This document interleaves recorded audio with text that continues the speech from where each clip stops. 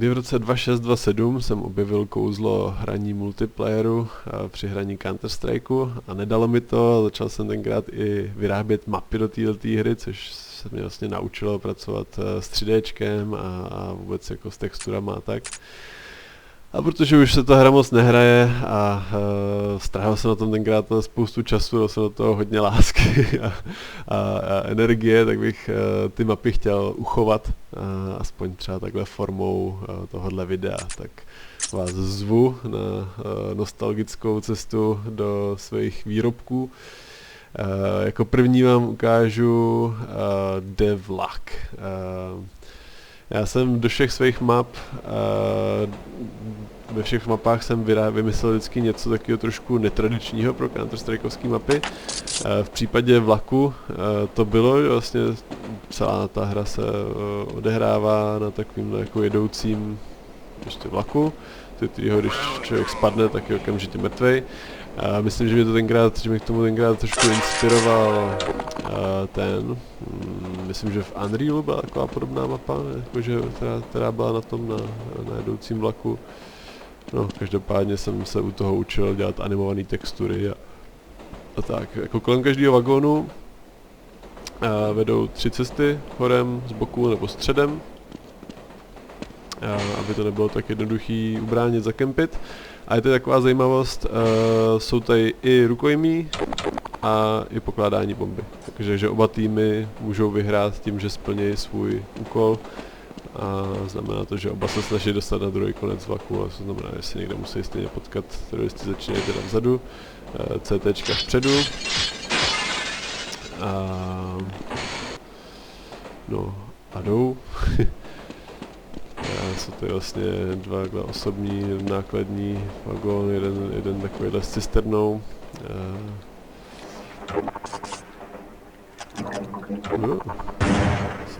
Že vypadí z nových třepů.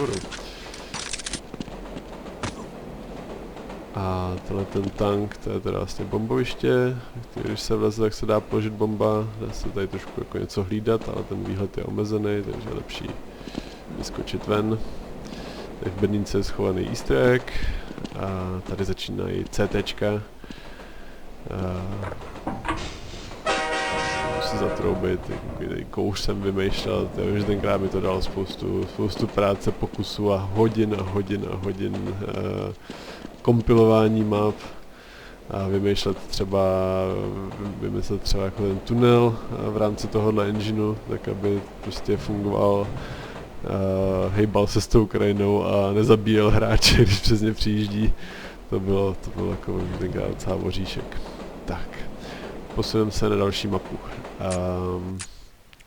Jako další bych vám ukázal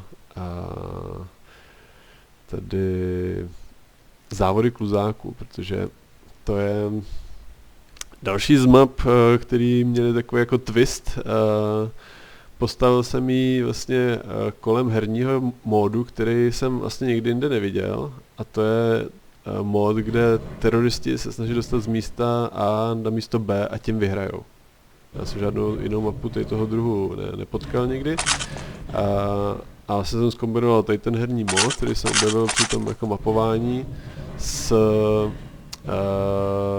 možností ovládatelných vozítek. A já jsem ve většině map viděl vždycky jenom jakože spíš tak jako taková blbost, která tam byla někde na okraji a moc jako nějakému hraní nesloužila. Ale tady se to točí jenom kolem toho. Takže zase zbraně jsou daný, protože prostě jsem nechtěl, aby nějaká OP zbraň tu mapu rozbila. Teroristi začínají tady, vybírají si kluzák, CTčka začínají tady za neprůstřelnou zdí a vlastně teroristi jedou po této mapě, to je největší mapa, jako největší možná mapa, co mi ten engine tenkrát dovolil na pixel, a jedou prostě takovouhle trasou a CTčka se z toho hubu centrálního teleportujou, to je každý ty dveře mají číslo 1, 2, 3, 4, 5, 6, se můžou 1, 2, 3, 4, 5, 6 teleportovat podél té mapy. Sedmý teleport se otevře až ve chvíli teroristi přijdou někam sem, protože to je taková cílová rovinka a z něj už není návratu. Tak, ve chvíli, kdy teroristi se skočej. Hra začíná.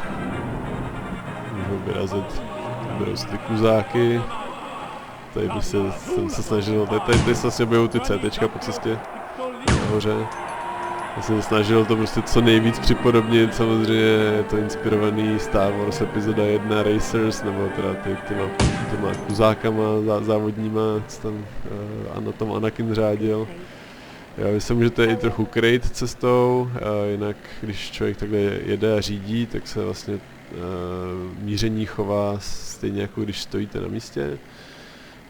I proto taky jako mají zbraně, ten takový zase nějaký SMGčka, tady je ta cílová rovinka, kde se můžou CTčka objevit a když se teroristi dostanou sem, tak vyhrajou.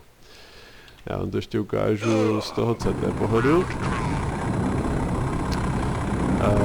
CTčka teda začínají tady. Tady vidí ty teroristy, jak naskáčou do kuzáku, no a tady vlastně můžou naskákat do těch teleportů.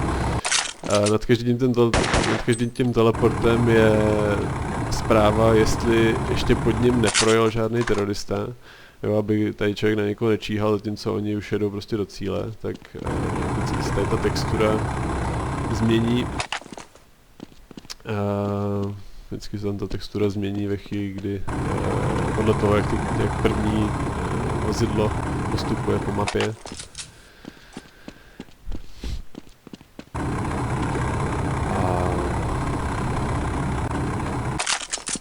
No, což takhle se teroristi jako ty CTčka po celé trase 6 můžou spawnovat a snažit se zabránit teroristům v postupu. Tak. To jsme měli Racers. Pak vám ukážu takovou, to je mapa, která vznikla, když jsem si začal poprvé hrát s importovanýma modelama, tedy nejenom věcma, co se dali vyrobit uvnitř Hammer editoru, ale tady ten model trávy animovaný jsem si importoval z 3D programu. Zase to trošku dotlačilo možnosti toho engineu až na okraj, tady víc modelů už by hra nezvládla. A zase tady teda omezení, lidi mají jenom nože, brokovnice, ten omáž tomu Lvímu králi. A tady vidíte surikaty, když člověk zastřelí, zbyde z nich kostřička. A zase takový easter egg, když zastřelí všechny, tak ho sežere Ogoj Chorchoj. A pak vás vyprdí do písku a vy přijdete o zbraň a možnost se hejbat, dokud vás někdo zastřelí. Tak, potom bych vám rád ukázal tuto mapku, Pigeons Teleport. To je pojmenovaný podle jako pigeons, tedy holuby, jako asfaltový holuby. Takový to, jak se nahodí a střílí, a ta mapa je přesně o tom, že se takhle nahodíte a snažíte se přitom postřílet. A když spadnete doprostřed, tak vás to hodí zase náhodně do jednoho z těch krajů. A zase tady jsou teda další zbraně, brokovnice a nůž, protože ty jediný, myslím, v CS 1.6 se střílejí přesně i za letu. A tady ta mapa vlastně využívá toho, že jako ve vodě se člověk nezraní, že se tady takhle dá lítat a dokud se nepozabíte. Tak, a potom tady mám mapku Přechod. Tam že jsem si hrál s nějakýma úvodníma kamerama. Je to prostě přechod, no. Je tam, jeden tým začíná na jedné straně s SMGčkama, na jedné straně silnice, druhý tým začíná tam na druhé straně a mají tady prostě různé možnosti krytí a schovávaček a snaží se vystřílet. A tu bránu trošku jim to komplikujou ty auta, co projíždějí mezi nimi. No, je tady možnost se dostat na druhou stranu, tady proti proudu, trošku to brzdí. Kanalizací, to vede do obou rohů. Do obou rohů mapy, člověk se tady spawne v takovýchhle obchůdcích. Ty obchůdky jsou navzájem propojený. Ještě takovýma tunelama. No a je tady zase jeden easter egg, kromě takových nějakých 4% vtipků. Dneska už to asi nebudou 4%, co?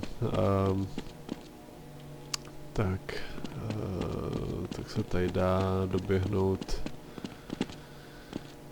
přes dráty tady k nějakému pokoutnému obchodníkovi se zbraněma a koupit si nějakou zbraň, pokud se ten člověk dostane včas.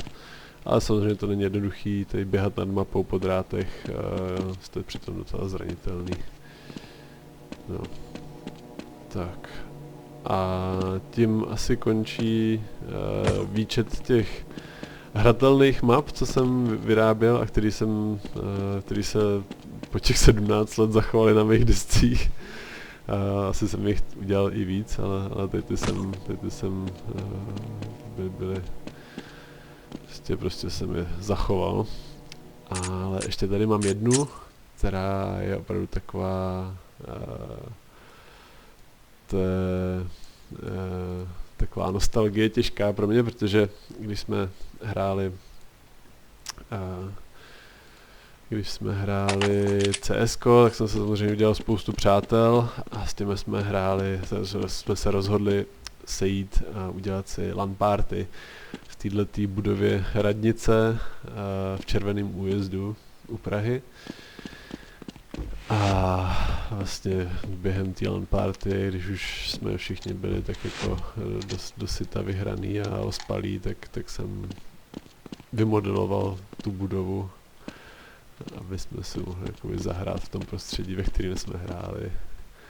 Samozřejmě pak jsem tu mapu ještě asi nějak modifikoval, když jsem přijel domů, protože je tady plno takových drobností a zákoutí, nějaký modely a zase tajný místnosti a tak. A myslím si, že bych to během jedné lanky určitě nestihnul.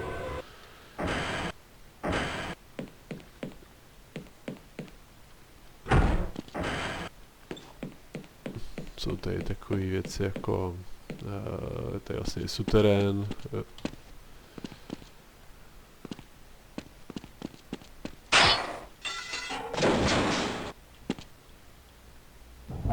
Tady se člověk může dostat zase do té hráčské místnosti.